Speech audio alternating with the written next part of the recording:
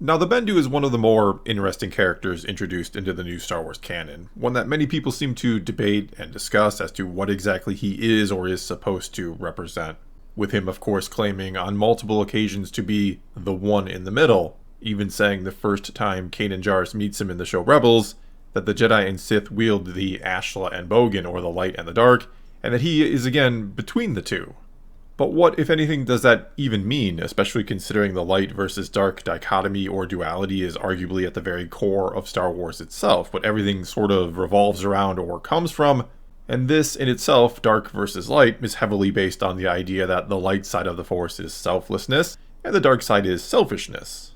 So what would be between those two then? Now some might want to argue it's perfect balance or something along those lines. However, as discussed many times before in other videos, balance in Star Wars is not equal parts dark and light.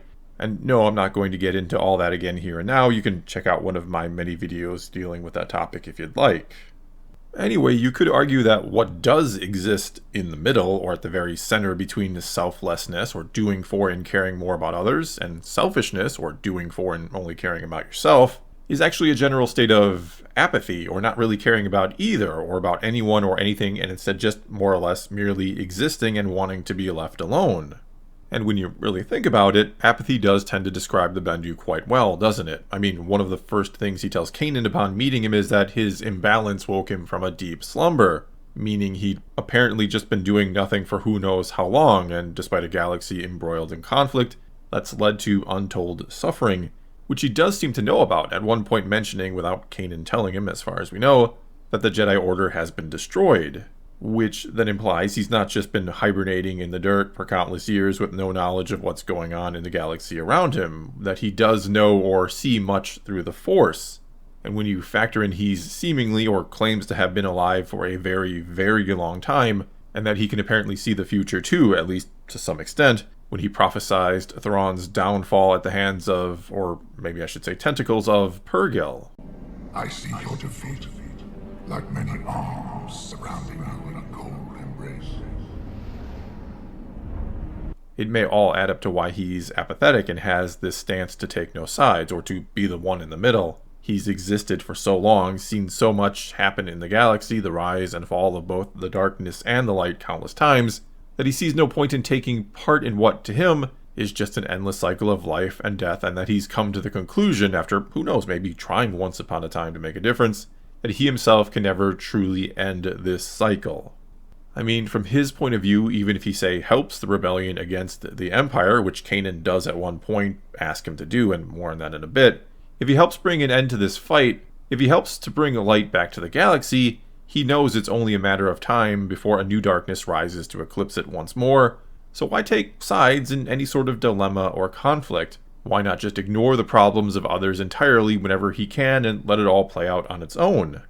And I say whenever he can because yes, the Bendu does help Kanan, who'd been recently blinded by Darth Maul. He does help him to see again, or how to use the Force to learn a new way of seeing the world or worlds around him.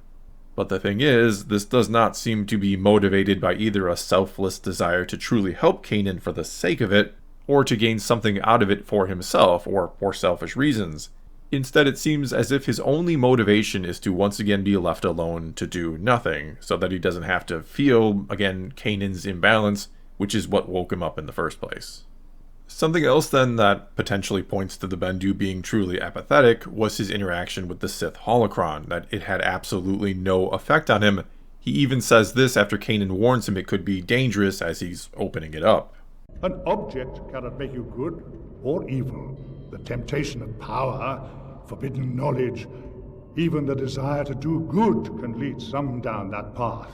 And so it seems quite possible that the Sith holocron can have no effect on him because the Bendu is truly apathetic. He doesn't care about anything really, and thus has no such desire to gain power and forbidden knowledge for himself, or to do good and help others, which, as he points out, can lead some down the dark path, as it's doing to Ezra, which has Kanan worried. In other words, the dark side has little or no power or influence over one who seeks absolutely nothing for themselves, which, ties right back into why the Jedi denied themselves attachments, and is another topic I've discussed many times before, and won't get into again here and now. Anyway, kind of moving on a bit, the main problem with being in the middle or trying to be indifferent all the time is that the problems of others or large-scale issues or conflicts like war have a way of finding you regardless of your desire to stay out of them. And there is a very famous saying that goes, "The only thing necessary for the triumph of evil is for good men to do nothing." And something just like this is basically said by Kanan to the Bendu when trying to convince him to help against the Empire, and the Bendu simply refuses to take part. I am the Bendu, the one In the middle, so you keep saying. Look, I tried to live that way once. Told myself the galaxy would go on with or without me. But when I saw innocents harmed and knew I had the power to do something about it, I couldn't just watch it all burn down around me. Some things are worth fighting for. And so one could argue, as Kanan basically does, that inaction or trying to stay out of it or remain neutral is simply compliance with whatever is being fought against by others or ignored altogether by you. That the Bendu refusing to take a stand against the Empire, despite his power and ability to do something about it, is basically akin to him condoning them or their actions.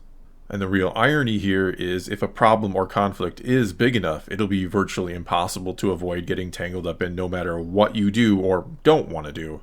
For example, plenty of people who do not want war and refuse to fight still die in wars. Which then begs the question, why not take a side sooner or stand up and fight sooner? All your indifference likely accomplished was more death and maybe your own death, while allowing darkness to grow stronger. And that is why, oftentimes, there is no middle. There is no option but to pick a side and fight, other than literally laying down and dying, I suppose. And this is indeed one of the lessons that Star Wars, and the Bendu, tries to teach us. When evil rises and war comes to your doorstep, the only option is to stand up and fight for what is right, or, again, simply lay down and die. Which isn't to say good and evil, right and wrong, is always so clear-cut as Jedi versus Sith or rebellion versus Empire, or that all conflicts even necessarily have a right and a wrong side, which is why people should pay attention to the world around them, do their due diligence when it comes to important issues of the day, and have a moral compass or set of beliefs you live by, because it's not impossible, if not likely, a fight of some kind will come to your proverbial doorstep one day, and you will have to pick a side.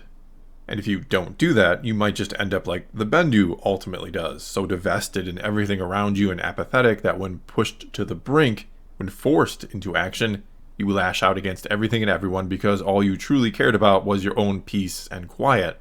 Which is what the Bendu ultimately does. He lashes out after Kanan calls him a coward, which is perhaps his only sort of weakness, you could call it, that with all his age and wisdom comes just a bit of pride.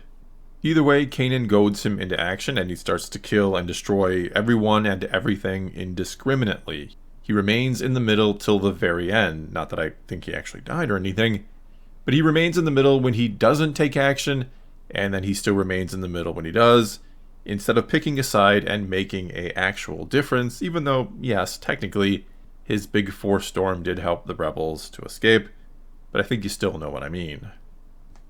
Well, that's all I've got for you this time. Now it's your turn to weigh in and tell me what you think about the Bendu and what he's meant to represent. If anything, I suppose it's always possible he's just in there to be in there, and no true thought was given to him. But I really do think the message with him is about taking sides or not taking sides, and what that can ultimately lead to.